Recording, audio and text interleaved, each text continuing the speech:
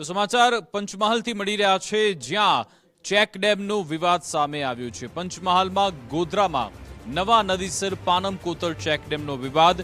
62 લાખના ખર્ચે બની રહેલા ચેક ડેમનું કામ સ્થગિત થયું। નજીકમાં બીજો ચેક ડેમ હોવાથી નાણાંના વ્યયની રજૂઆત। નવા ચેક ડેમની ઊંચાઈ વધે તો ગામમાં પાણી ભરાવાની આશંકા। બીજી બાજુ ખેડૂતો જૂનો ચેક ડેમ ક્ષતિગ્રસ્ત હોવાનું જણાવી રહ્યા છે। સિંચાઈ વિભાગના અધિકારીઓએ સમગ્ર બાબતે મૌન સેવ્યું।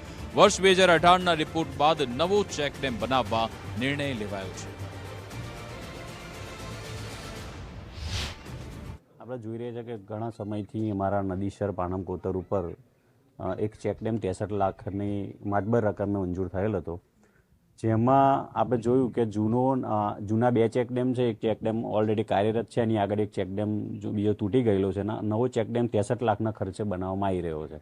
તો અમારી માંગણી એવી હતી કે આ ચેક ડેમ બનો તો એ વિસ્તારના ખેડૂતોને ગામનો ફાયદો શું, એટલે અમે રજૂઆત કરી ત્યાં આગળ પાનમના અધિકારીને। તો પૂછવામાં તેમનું મૌખિક અમને એવું કીધું પહેલાં કે આ ચેક ડેમ કદાચ જૂના ચેક ડેમથી નવો ચેક ડેમ 2 મીટર ઊંચો હશે, તો જો ઊંચો બનાવવામાં આવે તો અમારા વિસ્તારની અંદર પાણી પૂરની સમસ્યાઓ વધે।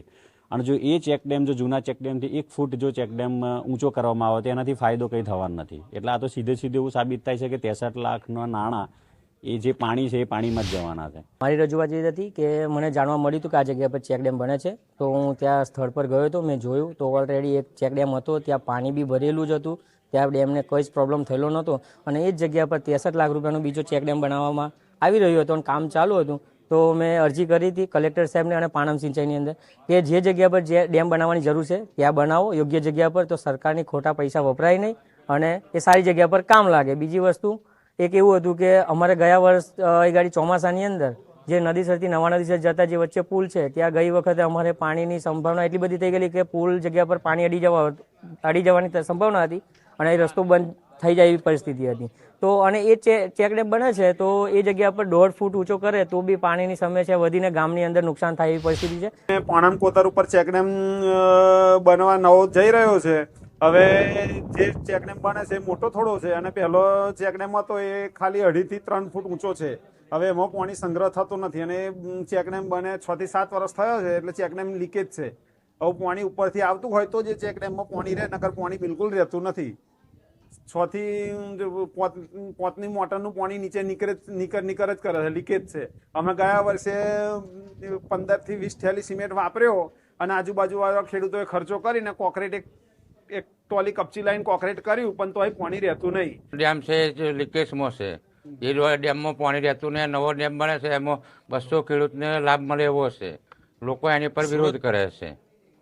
કઈ નહીં બનાવવા દેવો એમ, પૈસા ખાવા માટે અરજીઓ ખોટી કર્યા કરે। આ જ્યારે જે કરવાનું હતું તો કોઈ કશું કરતા નહીં, આ ખેડૂતોને લાભ મળે છે ત્યારે લોકો કરવા નહીં દેતા। નો ચેક ડેમ તો લીકેજમાં છે, પાણી રહેતું જ નહીં, બરાબર આવે ત્યારે જ રહેશે, પછી બંધ થાય એટલે નીકળી જાય છે। બધા ખેડૂતને લાભ રહે ને, બાજરી તમાકુ એવું થાય ને। જે અત્યારે નવો ડેમ બની રહ્યો છે એ સર્વે 2019માં થયેલું હતું અને એ અત્યારે બાજુમાં વર્ષો પહેલાનો ચેક ડેમ બનાવેલો છે, એ થોડો જર્જરી ગયો હોવાથી બીજો ડેમ બનાવે છે પણ થોડો નીચો રહેશે, અથવા બીજું આજુબાજુ સર્વેવાળાનું નુકસાનકારક એ લોકો નહીં બોલી શકતા કે અમારે નુકસાન થાય એવું, અને પાણીનો સંગ્રહ થાય તો એ લોકોનો લાભ મળી શકે એવો છે। અથવા બીજું કોઈ ઓબ્જેક્શન કોઈ છે નહીં બીજું, અને પુલ ચેક ડેમ બનશે તો સારું રહેશે।